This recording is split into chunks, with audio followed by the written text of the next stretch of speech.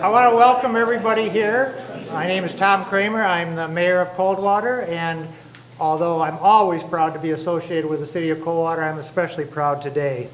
We want to thank everybody for coming. This will be relatively brief, but I think you will enjoy it. If we've proved nothing else, we've proved it's almost impossible to keep a secret in Coldwater, Michigan. Right, Shauna? Coldwater is and always has been a special community. Small town attributes such as hard work, honesty, and family values are the core of what make us unique. And these are values that many of us hold dear and carry with us through life. Dr. Robert W. Browne was raised in Branch County. He spent several years living with his paternal grandparents, Mr. and Mrs. Henry Browne, first at 148 Pearl Street and then on a farm out on Wheeler Road.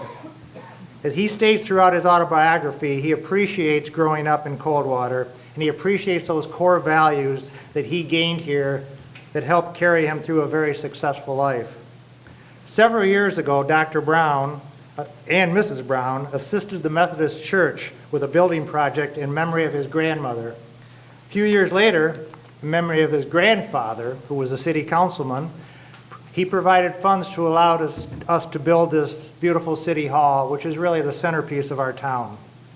Dr. Browne and his wife Lynn currently live in Grand Rapids and have been in discussion with us for several months regarding the possibility of another project in the community he grew up in and loves.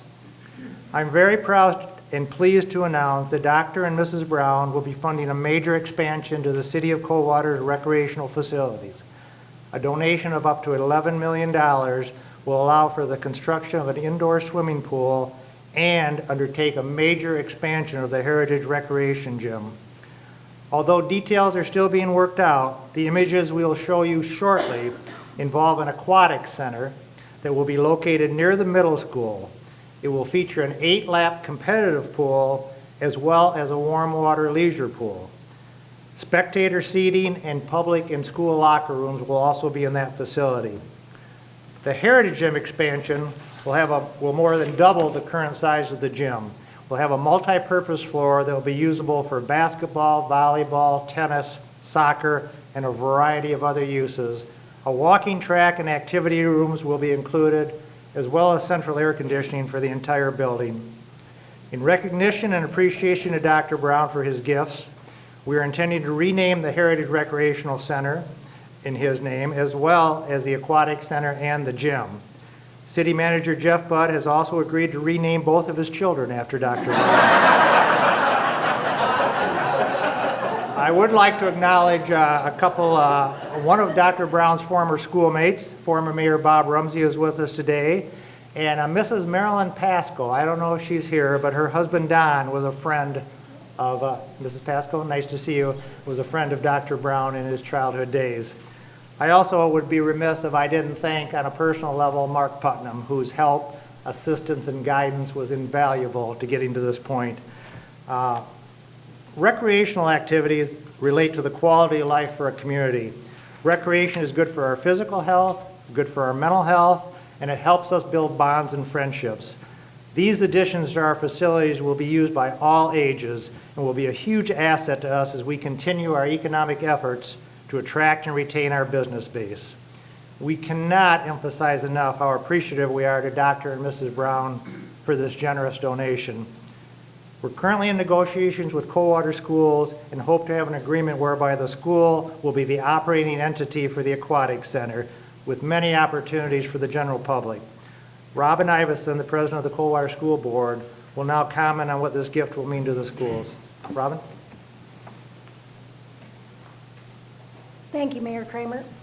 First and foremost, I do want to say that I think if the federal government could get along as a governmental body, the way our city manager and our superintendent have brought together their ideas for this project, I don't think we'd be as close to the fiscal cliff right now as we are. So thank you, Dr. Kerr, and thank you, Jeff. What a wonderful legacy Dr. Browne has chosen to provide our community. I know we are all very grateful for this opportunity to have the Robert W. Browne Aquatic Center come to our community. This facility will impact our entire community, but the impact on our student body, the impact that this will have on our student body is immeasurable. I was fortunate enough to live next door to a pool when I was growing up, and I have fond memories of swimming every day in the summer. I also learned self-discipline and being part of a team by being part of the swimming and diving teams as a youngster. And it also led me to build my skills in order to be a part of our diving team at the high school. I think Dr. Browne's vision will provide several aspects for our students. One, I think our students pre-school to senior year in high school will become familiar and comfortable with the water. I think our special ed population that has some physical disabilities will benefit from the warm water therapy pool that's going to be provided. I'm hoping that our gym classes will also expose our students to their first, hopefully maybe not their first, but continuing development to their swim skills, and maybe even teach them all the strokes, breaststroke, freestyle, backstroke, butterfly, and that they'll come to enjoy the diving boards and jumping off and making their cannonballs. But mostly I'm hoping and optimistic that this will eventually lead to a competitive swimming and diving team for our students. I think, again, it will build self-esteem, lifelong skills, and if we can get them into the water early, I think they'll have a lifelong love of the water, as I do. Thank you.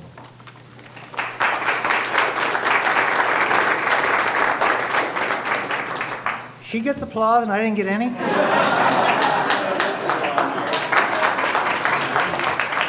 Next we'll have Dr. Kerr will talk to us about the collaborative effort she envisions and how she thinks this pool can work for ages birth to 80. Dr. Kerr. Thanks. Free applause. Well, it's kind of hard to go last. I'm used to going first, and that way I can have the big cannonball, as Robin talked about. But thanks to the mayor, I feel pretty comfortable in this position. I first and foremost would like to thank the city for its forward and collaborative approach. Because when they approached me, even though the mayor says a few months, mind you, this is my third year here, and my third week on the job, I got a visit from the city saying, what if we could get this, or what if we could do that? I haven't been able to sleep for almost 3 years now. So I am just thrilled to be here today because I can't wait to go to bed tonight because I know it's going to, although I'm fibbing, you know I'm going to be going crazy trying to think about all these collaborative efforts. When I first got news, it was very hard for me to contain myself. As you know, I struggle at that sometimes because I get excited. I'm sure Jeff thought, I'm not sure we should have brought her in as a partner. This is getting to be a little bigger than what we expected. But I got to tell you real quick about the opportunity I had to visit with Dr. Browne when we went for our visit between the city and ourselves. And I really just got excited about talking about the lifelong benefits of the project, what it might do, what we could have, how we could sustain it from decades to come, and what that was going to look like. And as the conversation went on, it was interesting to me because the whole thought kept coming back that since I've been here, I really wanted to put the community back in Coldwater Community Schools. And this aquatic center is really a community center. And that's what's exciting for me because whether we might try collaborations or different approaches, this center really is going to bring us all together.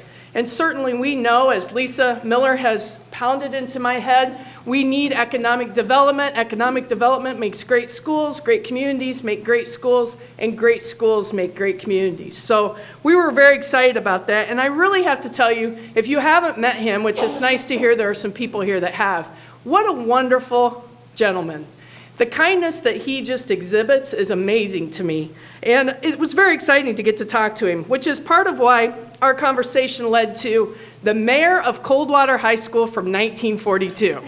And he asked me, he goes, do you still have mayors?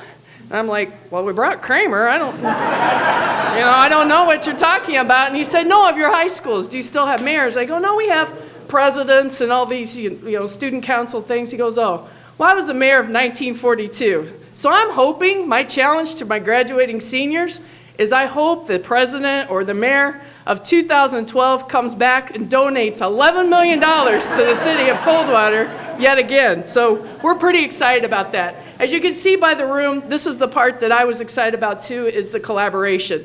We have opportunities with businesses. We have certainly an opportunity to expand our relationship with the city.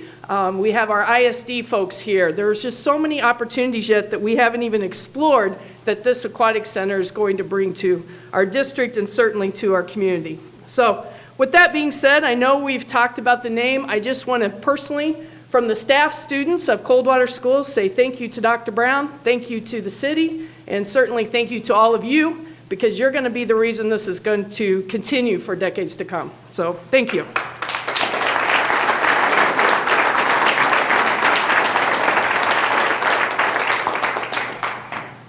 Now the fun part. Mike Corby of Integrative Architecture is our architect, and he is going to walk us through some of the pretty pictures and some of the concepts of what we're going to be seeing in about a year. Mike?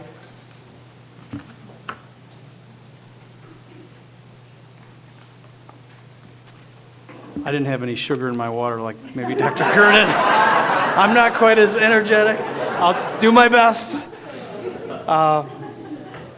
This is in part of personally how I got involved was I had some familiarity with another project that was very similar in nature, but still different, where the community, the constituents of the community all came together.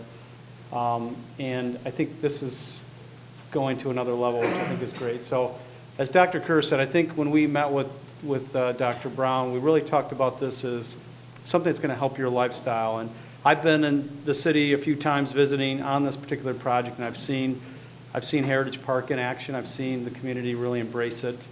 And to have these other offerings is just going to be an amazing enhancement to the community. So the partnership is one thing, the enhancement to lifestyle is another. I'm not going to go through this list because whatever energy Dr. Kerr gave you will be lost. But we went through a master planning exercise with a lot of the people in this room and a lot of the community players, and we tried to understand what was important to the community. We looked at past surveys and we talked through a lot of things. We didn't want to overlap activities that were already being provided by the county, for instance. We really wanted it to be truly a community kind of integration of some new enhancements. So, but we kind of stepped back and we looked at a broader picture to really focus in on the pool and some of the other priorities. So what this does is just talks about some of the current things that are in the city and the surrounding areas, and talks about some of the new opportunities.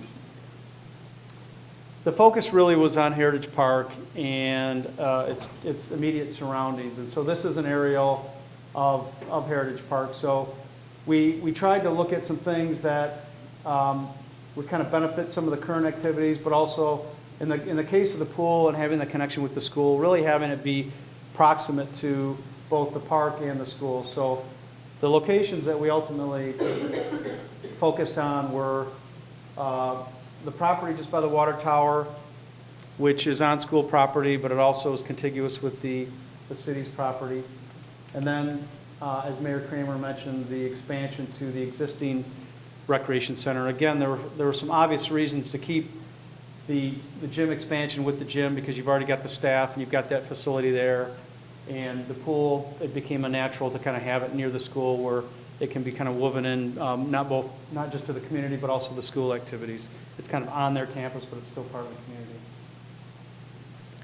So this is a glimpse at an early version. Again, it's all of this stuff is very preliminary in nature, as Mayor Kramer mentioned, and we just have to understand there's a lot of work yet to be done to get these facilities built. But we wanted to look at the big picture in order to focus on where the appropriate space was in the city to put these two facilities. So you see some things on here that don't look like what you saw in the aerial. It's because they're parts potentially of future phases that might happen based on the programming discussions that we had earlier.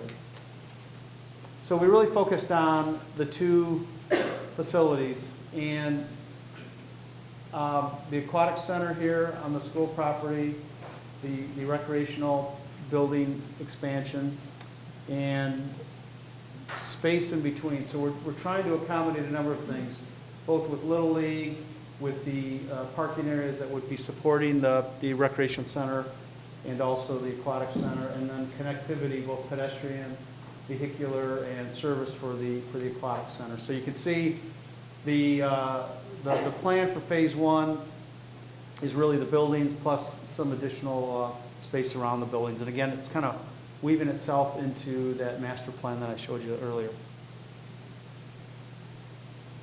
The Aquatic Center. It's a community facility, but it's going to allow not only recreation and lifestyle things, it's also going to be set up for competition. And there are obviously some things that you have to do in order to compete in a pool, to have it be a truly competition pool. It's going to be set up so that it accommodates the students as they're coming in for PE and for competitive activities, as well as the public. So it's got 2 sets of locker rooms. And we also have a secondary pool, a warm water pool, which we'll be getting into the specific design of, but it'll be set up for learn to swim, it'll be set up for lap walking, it'll be a warmer temperature pool. For those of you that swim competitive or do lap swimming, you don't like warm pools, you like cool pools, the competitive pool will be set up for that. It'll be set up for diving activities as well as lap swimming. And because it is an 8-lane pool, it can, for instance, while the swim team is training, it also will be able to have lanes for people that want to do laps. So it's the larger pool actually works very well to kind of make sure that access to the pool is maintained as much as possible. Because of the way these types of facilities work out, it's good to have them dual level. You actually will enter the facility from the second level. Pool level will be below, so that when you come in, you'll have a nice view of the pool from a nice vantage point. There's spectator seating that again is separate from the pool level, which is important. There are some accommodations for restrooms and concessions for events. There's a community room in the facility, and then you move down to the lower level for pool activity. So there's an elevator and an open stairway that gets you to that. But I think just the whole relationship with this level change is going to be great, because when you come in, you'll really have a nice dramatic overlook of the pool. It's actually nicer to look at the pool from a vantage point higher than the pool deck itself. Some aquatics administration will be on this level as well, and then mechanical swimming, but most of the pool activities will obviously be on that lower level. And the way the site slopes kind of towards the water tower, it works out very well for that kind of a layout. We wanted the facility to have familiar materials, so it's got brick and stone and metal.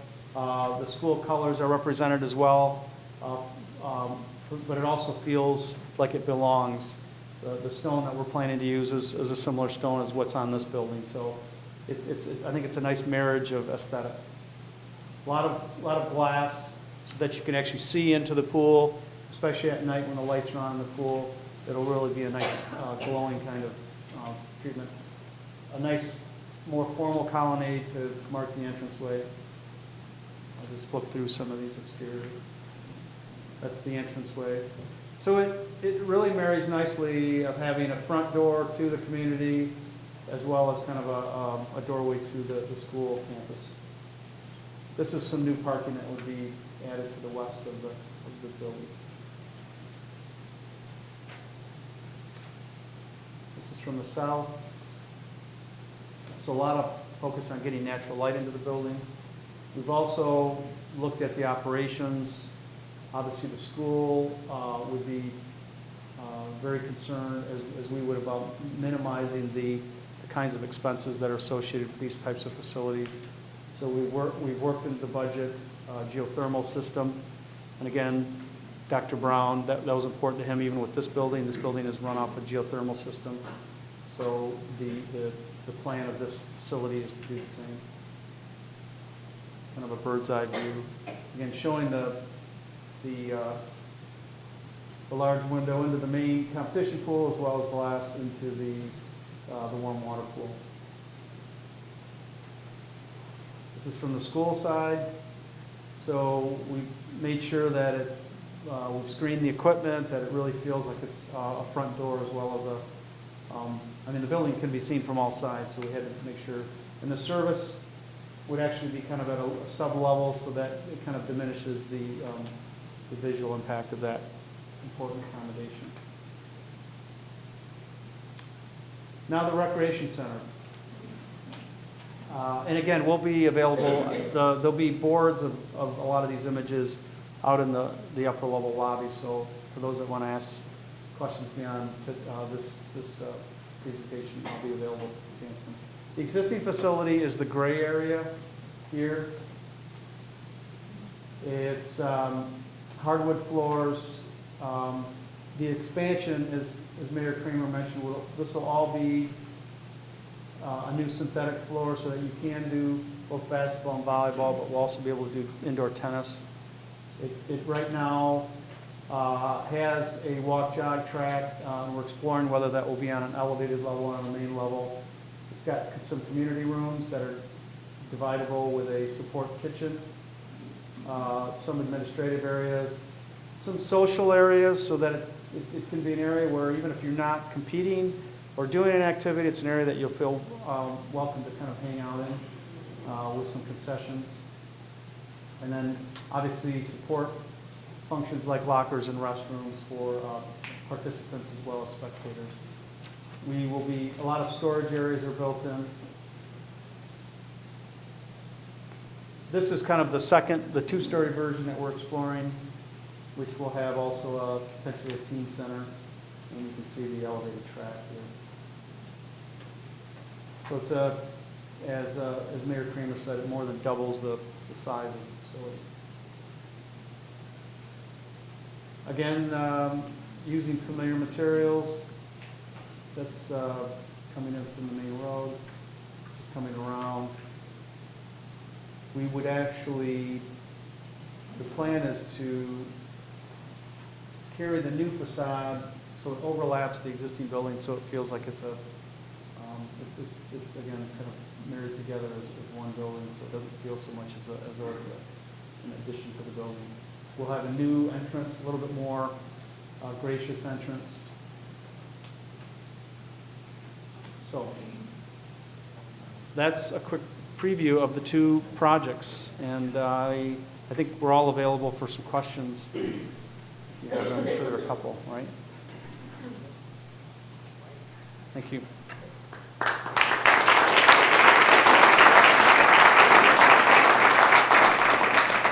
Well, Shauna, was it worth waiting for? I think it's phenomenal. As Mike said, this is mainly an information thing. Jeff and Dr. Kerr and Mike and I will be available afterwards if media or any parents or people have questions. But you go out and look at the boards. We'll break up and we'll answer whatever questions you want. But thank you all for coming, and this is very cool. Thanks.